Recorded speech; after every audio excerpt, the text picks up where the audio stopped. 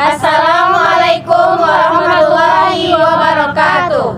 Baiklah, kami dari kelompok 2 yang beranggotakan saya Anissa Afriani dengan NIM 21022050. Saya Karissa Febridiati dengan NIM 22022060. Saya Diana Putri dengan NIM 22022062. Saya Wasifah Suhra dengan NIM 22022047. Dan saya Anika Saputri dengan NIM 21022004.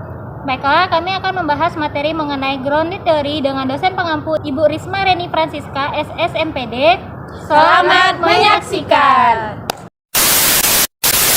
Saya akan menjelaskan mengenai pengertian grounded theory. Grounded theory merupakan sebuah pendekatan refleksif dan terbuka, di mana pengumpulan data, pengembangan konsep teoritik, dan ulasan literatur yang berlangsung dalam siklus yang berkelanjutan.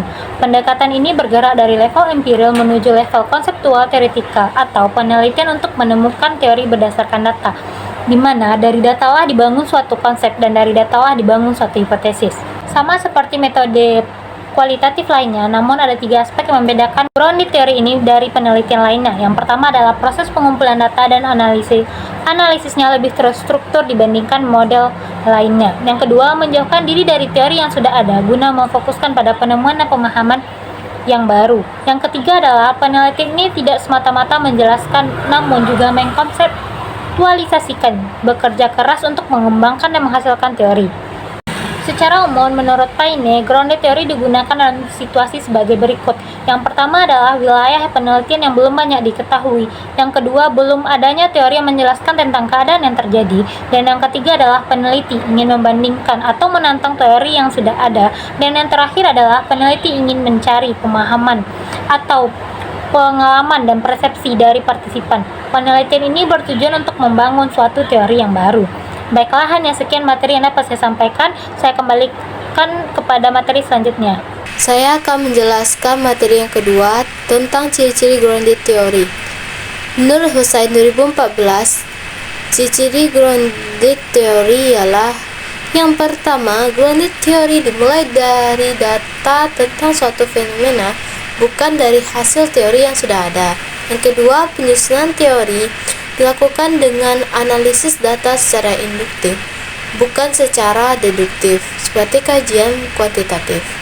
Selanjutnya itu penyusunan dalam teori ini diperlukannya pertama yaitu sesuai atau fit, dipahami atau understanding, generalisasi umum atau generality, pengawasan atau kontrol, dan juga sangat diperlukannya kepekaan teoritik si penyelidik. Baiklah teman-teman, untuk poin yang ketiga yaitu teknik pengumpulan data grounded theory.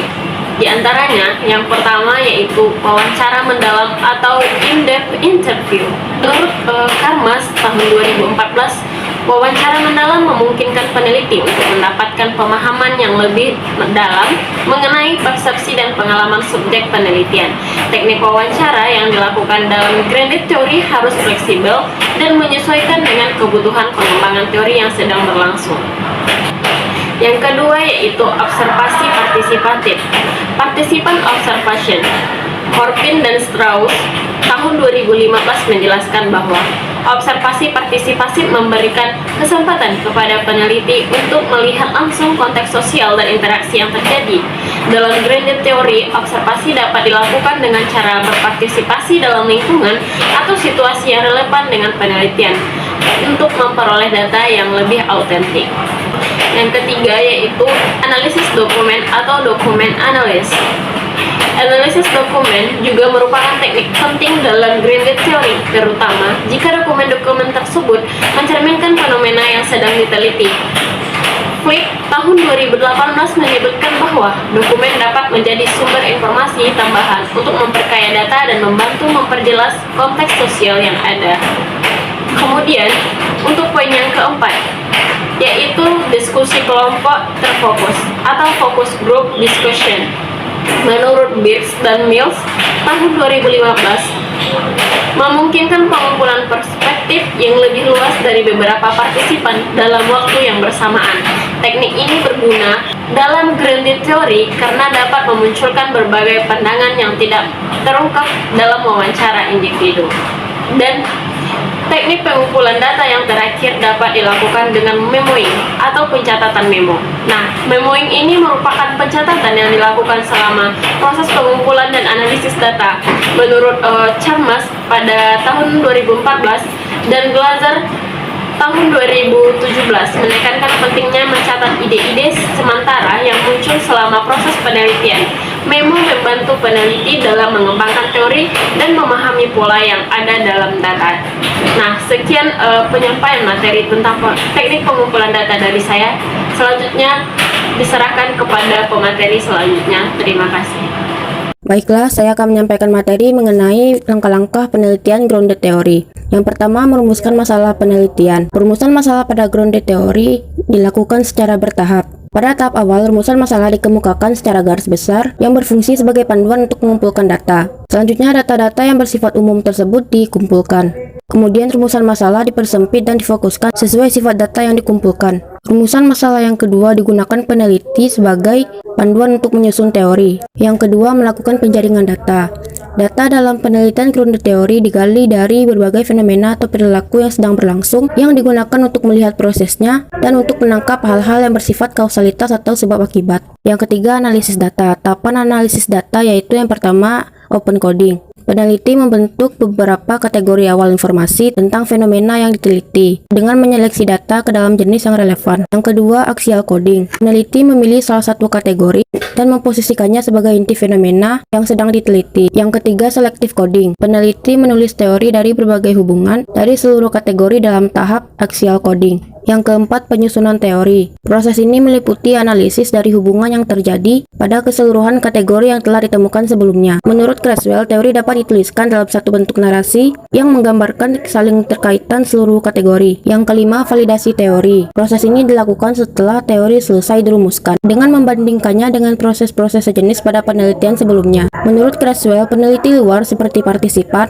dapat diminta untuk memeriksa keabsahan teori maupun validitas dan kredibilitas data. Dan yang terakhir yaitu penulisan laporan penelitian. Menurut Creswell, struktur laporan penelitian sangat bergantung pada desain yang digunakan. Jika desain yang digunakan adalah pendekatan sistematik, laporan penelitian relatif mirip dengan struktur laporan penelitian kuantitatif. Jika desain yang digunakan adalah pendekatan konstruktivis, struktur laporan penelitian bersifat fleksibel. Hanya sekian materi yang dapat saya sampaikan. Mohon maaf jika ada kesalahan penyampaian dalam materi ini. Materi selanjutnya akan disampaikan oleh pemateri selanjutnya. Terima kasih. Baik, saya akan melanjutkan materi tentang kelebihan dan kekurangan ground theory. Kelebihan ground theory yang pertama, probabilitas kesalahan pengukuran dapat dikurangi. Yang kedua, desain peneliti kualitatif yang memungkinkan peneliti untuk menurunkan konstruk dan membangun teori dari data yang langsung dikumpulkan oleh peneliti, bukan dari teori yang sudah ada. Antara pengumpulan data dan analisis data memiliki hubungan kontinu. Yang ketiga, memiliki sikap komprehensif dari perspektif yang diperoleh peneliti dengan cara terjun langsung ke dalam fenomena sosial, dapat mengobservasikan selengkap mungkin sehingga peneliti dapat mengembangkan pengertian yang lebih dalam dan menyeluruh. Yang keempat, peneliti dengan ground theory dapat mengenali berbagai nuansa sikap dan perilaku yang tidak diperoleh peneliti yang menggunakan metode lain. Kedua, kekurangan. Yang pertama, menggunakan analisis perbandingan dan menyifatkan analisis perbandingan sebagai penemuan yang baru. Yang kedua, akhir suatu penelitian bergantung pada subjektif peneliti. Yang ketiga, secara umum dapat disimpulkan bahwa teori di dalam ground theory tidak didasarkan atas langkah-langkah sistematis melalui siklus empiris dari metode ilmiah. Yang keempat, dapat disamakan dengan pilot studi atau exploratory research.